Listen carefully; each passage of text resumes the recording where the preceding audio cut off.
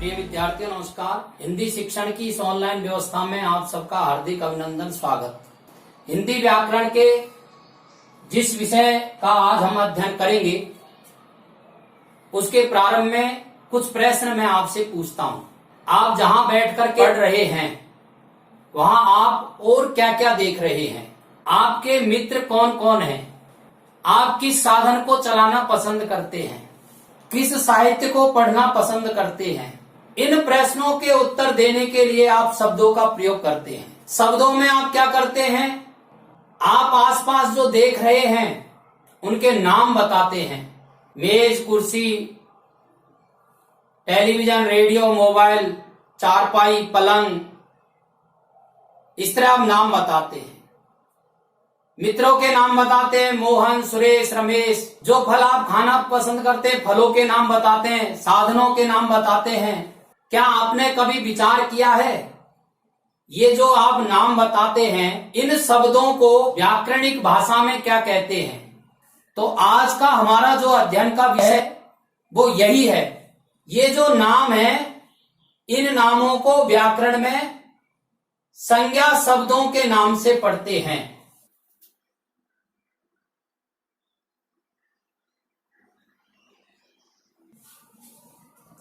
संज्ञा शब्द का नाम हमने विकार के आधार पर शब्द भेद यह भी सुना है। विकार के आधार पर शब्दों को दो भागों में बांटा गया, विकारी और अविकारी। तो संज्ञा शब्द विकारी शब्द है, इसलिए इनको विकारी शब्द के नाम से भी पढ़ते हैं।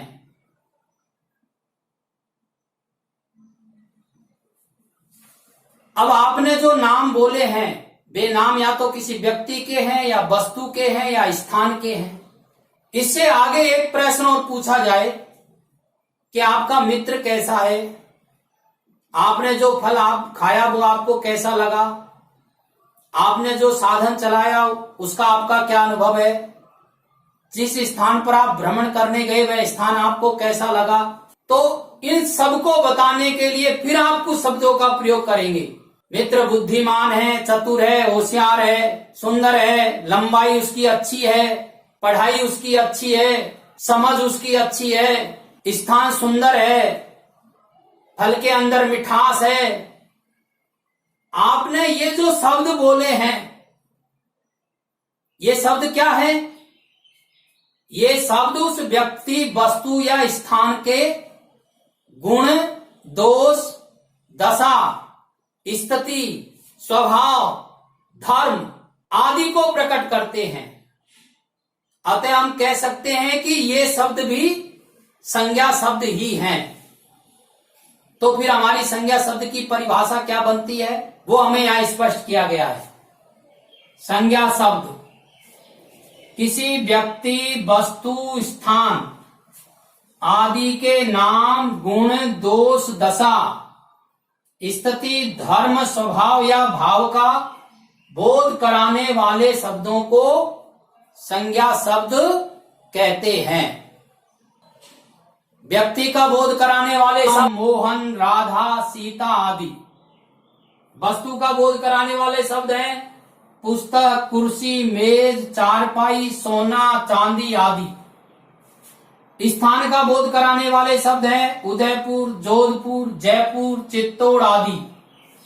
अब ये जो व्यक्ति, वस्तु, स्थान हैं इनके गुण, दोष, दशा, स्थिति, स्वभाव इनका बोध कराने वाले शब्द हैं लंबाई, बुढ़ापा, चतुराई, क्रोध, चढ़ाई आदि। इन सब को मिलाकर के हम संज्ञा शब्द कहते हैं।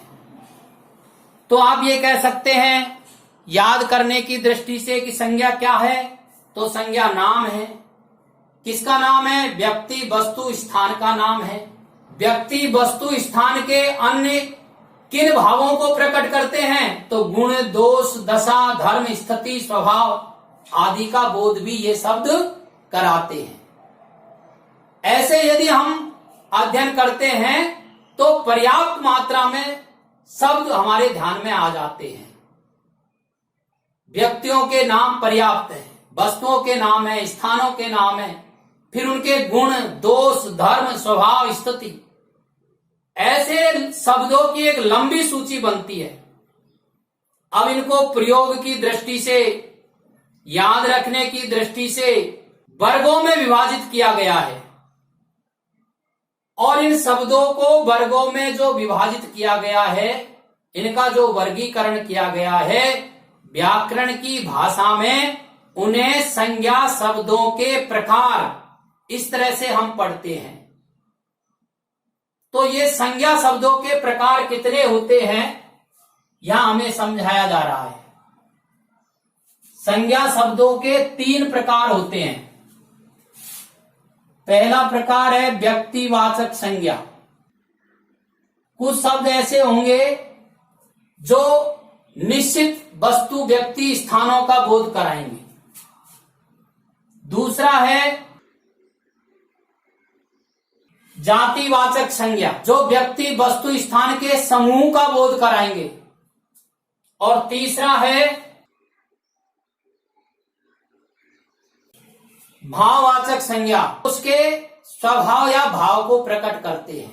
अब इन प्रकारों का अध्ययन विस्तृत रूप से हम आगे के वीडियो में करेंगे। आप याद करने की दृष्टि से स्क्रीनशॉट लेने, कम से कम 2 बार इस वीडियो को सुने। अन्य शिक्षण के वीडियो आपके पास आते रहें, इसके लिए आप इसे सब्सक्राइब करें। धन्यवाद।